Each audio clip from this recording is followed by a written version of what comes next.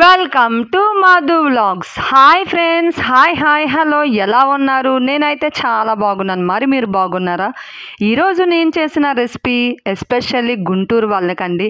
Guntur special Guntur gongura ఇలా చాలా ఉంటాయి, కానీ గుత్తొంకాయతో కారం అంటే మాత్రం ఇంకా బాగుంటుందండి.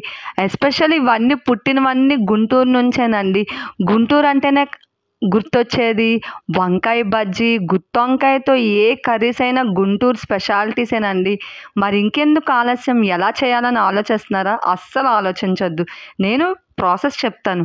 కానీ ఈ గుత్తొంకాయ కారం వేడివేడి అన్నంలో నెయ్యి పోసుకొని అలా కలుపుకుంటూ తింటే ఉంటుందండి. బ్రహ్మానందం గారికి కూడా ఈ కర్రీ అంటే చాలా ఇష్టం అండి. చాలా వీడియోస్లో కూడా వైరల్ అయ్యింది ఆయనకి ఇష్టమని.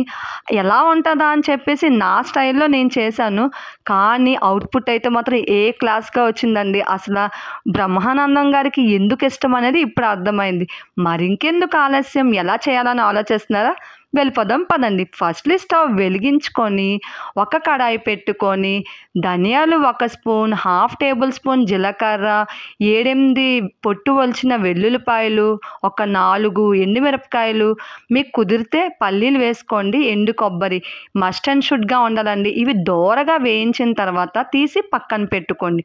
ఇలా పక్కన పెట్టుకున్న తర్వాత 1/2 కేజీ గుత్తొంకాయలు తీసుకొని నిలువుగా ఇలాగ 4 పార్ట్స్ కట్ చేసుకోండి.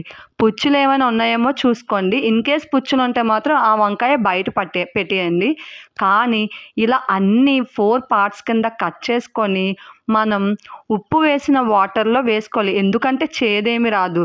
మీకు ఇన్ కేస్ ఉప్పు పట్టలేదు అనుకోండి, చేదైపోతాయి.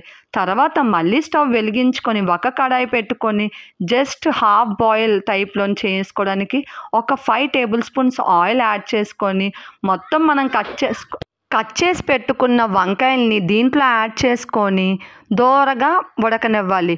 మధ్యలో కలుపుతూ మూత పెట్టుకుంటూ కొంచెం ఫ్రై అవ్వాలండి. అదే ఎక్కువగా కూడా ఫ్రై అవ్వకూడదు, కొంచెం అంటే ఒక 80% కుక్ అవ్వాలి. ఈలోపు మనం స్టఫింగ్ ప్రిపేర్ చేసుకుందాం. మనం ముందుగా వేయించి పెట్టుకున్న అవి ఆరిపోయిన తర్వాత మిక్సీ జార్లో వేసుకొని ఒక 2 టైమ్స్ గ్రైండ్ చేసుకోవాలి. ఆ తర్వాత కారం యాడ్ చేసుకోవాలి.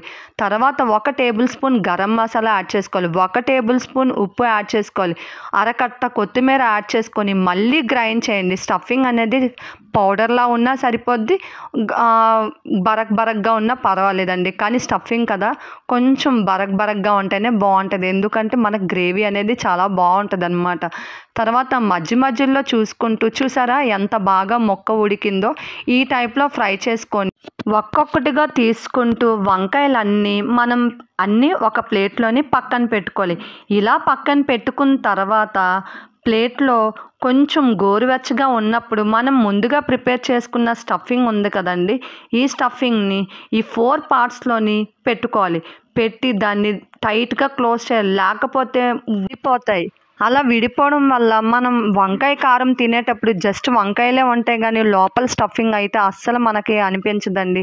సో నేను చెప్పినట్టుగా వీడియోలో చూపించే విధంగా ప్రతిదీ మీరు ఇలా కవర్ చేసుకోవాలి. ఆ తర్వాత మళ్ళీ స్టవ్ వెలిగించుకొని అదే ప్యాన్ పెట్టుకొని 1 కప్ ఆనియన్స్ యాడ్ చేసుకొని బాగా వేయించాలి. ఇలా ఫ్రై చేసిన తర్వాత మీకు కావాల్సిన తాలింపు సామాన్లు, కరివేపాకు, ఎండుమిరపకాయలు అన్నీ వేసుకోవచ్చు. ఇలా మగ్గిన తర్వాత మనం ముందుగా స్టఫ్ చేసుకొని పెట్టుకున్న వంకాయల్ని దీంట్లో వేసి మిగిలిన స్టఫింగ్ అంతా దీంట్లో యాడ్ చేసుకోవాలి. ఇలా యాడ్ చేసుకొని అస్సలు కలపలేనట్టు మనం దాన్ని కలుపుతూనే ఉండాలి. ఇన్ కేస్ ఎక్కువగా కలిపినా మళ్ళీ ఏమవుతుందంటే మొక్కలన్నీ చిదిమైపోతాయి. మనకి గుత్తొంకాయ కావాలి కాబట్టిగా వంకాయలాగే ఉండాలండి.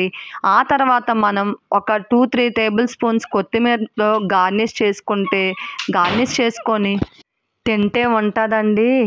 చాలా బాగుంటుంది. కానీ అన్నంలోకి అయితే మాత్రం నెయ్యి పోసుకొని ఇది పక్కన పెట్టుకొని తింటే భలే ఉంటుందండి.